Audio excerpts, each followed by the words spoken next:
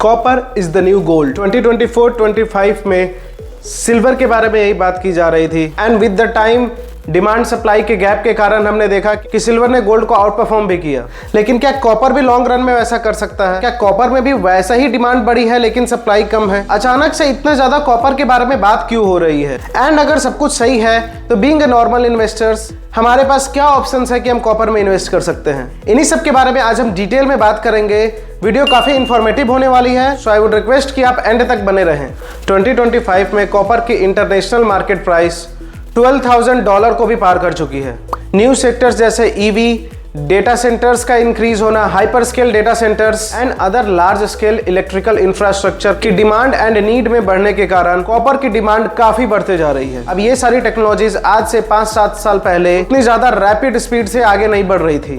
Company like Google, Microsoft, Amazon किसी भी rate पर कॉपर को बाई करने के लिए रेडी हैं, क्योंकि उन्हें अपना डेटा सेंटर बिजनेस एक्सपैंड करना है। एक नॉर्मल डेटा सेंटर के सेटअप में 5 to 10,000 ton of copper use होता है। वही हाइपर स्केल डेटा सेंटर्स के केस में कॉपर की जरूरत 50,000 टन तक भी पहुंच जाती है। लेकिन टेक्नोलॉजी एडवांसमेंट के लिए यहाँ पर कोई ऑप्शन नहीं है कि कॉपर की जरूरत है या नहीं, यहाँ पर एक नीड बन चुकी है। एक नॉर्मल ईवी कार में भी 75 to 80 kilo of copper use होता है, जो कि नॉर्मल पेट्रोल डीजल कार्स के कंपैरिजन में 4 टाइम्स ज्यादा है। इंटरनेशनल एनर्जी एजेंसी IEA कहती है कि नेक्स्ट 10 ईयर्स में कॉपर की डिमांड 30% से ज्यादा बढ़ने वाली है। कुछ और इंडस्ट्री रिपोर्ट्स की माने तो कॉपर की डिमांड जो अभी 27 मिलियन टन की है वो 2035 तक बढ़कर 45 to 50 मिलियन टन तक जा सकती है। सिर्फ डेटा सेंटर्स अलोन की ही बात करें तो मैक्वायर की रिपोर्ट के अकॉर्डिंग 2030 तक ही 3.5 to 4 million ton of copper की रिक्वायरमेंट होगी। इन सारे प्रोजेक्शन से साफ होता है कि ईवी,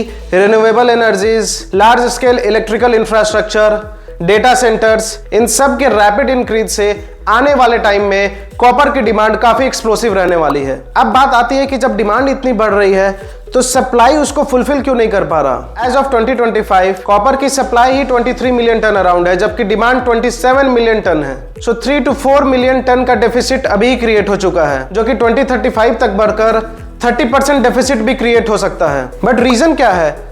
और ज्यादा माइनिंग तेजी से क्यों नहीं बढ़ रही है? देखिए, यहां समझना पड़ेगा कि माइनिंग का प्रोसेस इतना इजी नहीं है।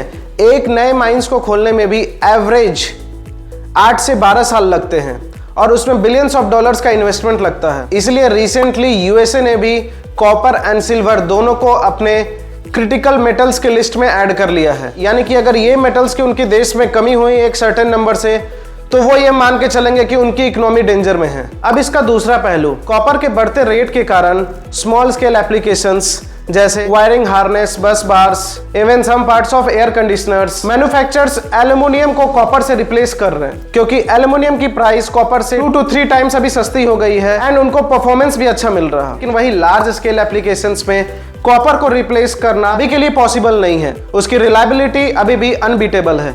ये सारे पॉइंट समझने के बाद क्या हम ये कह सकते हैं कि copper is the new gold?